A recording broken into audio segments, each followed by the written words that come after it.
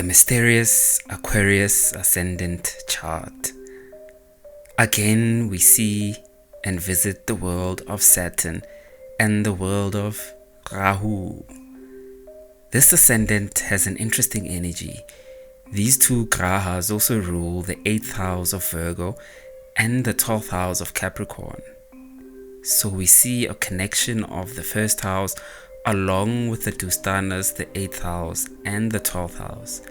Saturn and Rahu having the status of being the first lord, which is always an auspicious energy. The soul can be seen to easily have access to the moksha houses, creating the energy of mysticism.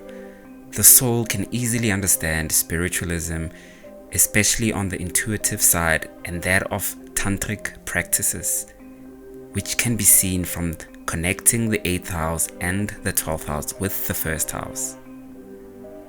This is the first thing to note with the Aquarius Ascendant chart: the potential for deep mysticism, psychic and intuitive power, which are given by combining the energies of Saturn and Rahu from the houses they rule for this chart. Obviously, these two grahas present a heavy energy, so much discipline and structure is needed. With Uranus also connecting to the sign of Aquarius, the zodiac has a deep potential for innovation and bringing forth new ideas and a new way. Once again, we see the planets Saturn, Mercury, Rahu finding strength, and, oh yes, Venus, like with the Capricorn Ascendant, becomes the YogaKaraka planet for the Aquarius Ascendant chart, ruling the 4th house as well as the 9th house. Something to note is that for the two royal zodiacs, Cancer and Leo, we witnessed the planet Mars as the YogaKaraka, providing the divine masculine force. The zodiac signs of Capricorn and Aquarius are opposite the zodiac signs of Cancer and Leo respectively. So the energies of Mars are directly opposite those of Venus. Aries, ruled by Mars, is opposite Libra, ruled by Venus. Venus rules the zodiac sign of Taurus, which is directly opposite the Scorpio zodiac sign ruled by Mars. Here we see Venus representing the powers of the divine feminine for the Capricorn and Aquarius ascendants. The zodiac has a divine plan to it, with energies flowing with one another with such beauty and grace.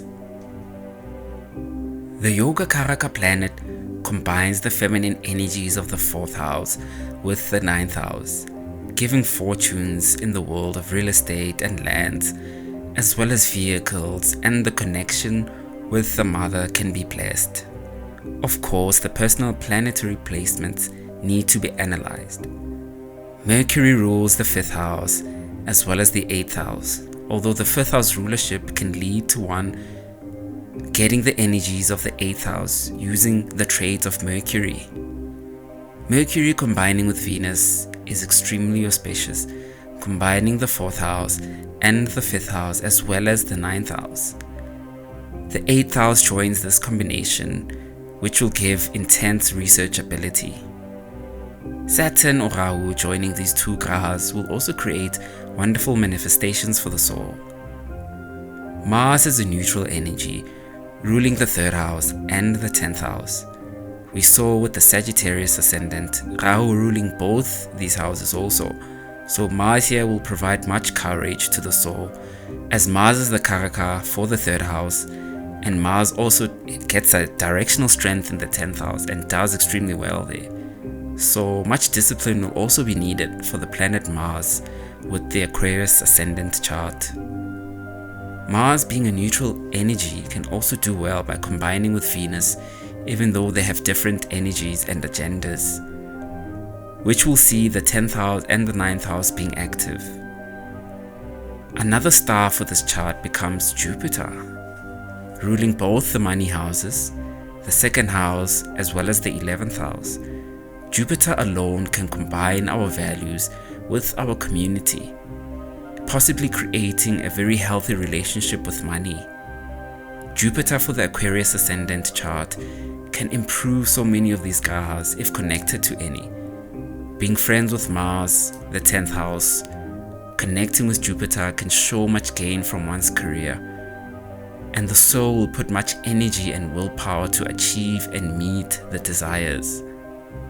A Maraka can form from Jupiter connecting with the Sun. Although Jupiter combining with Saturn, Venus and Mercury, as well as Rahu, can create so many positive yogas, Raja yogas which improve the status, and of course the Dana yogas of financial growth. Ketu is also a positive energy for the Aquarius Ascendant chart, influencing the 2nd house as well as the 10th house. The mystical energies of Ketu can inspire a career in the spiritual fields.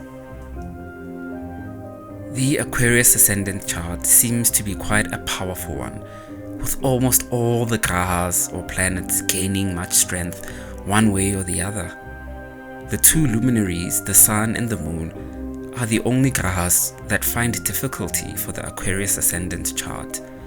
This chart can represent the energies of the 11th house at their peak, with most of the grahas gaining strength, showing the heights of our desires, which are needed for our spiritual growth. For our modern world, we see the Aquarius Ascendant chart completely immersed in the material existence.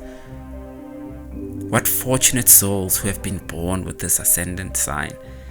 The ancient rishis, however, saw the sign in a negative light, probably because of the engulfing energies of the 11th house, which may remove the soul from spiritual interests, as the soul will completely be involved with the material.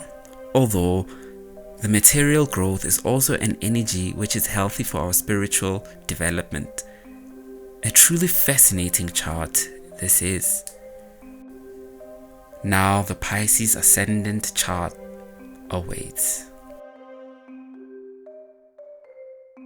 Please subscribe to the channel, comment, like and share. I'd be most grateful.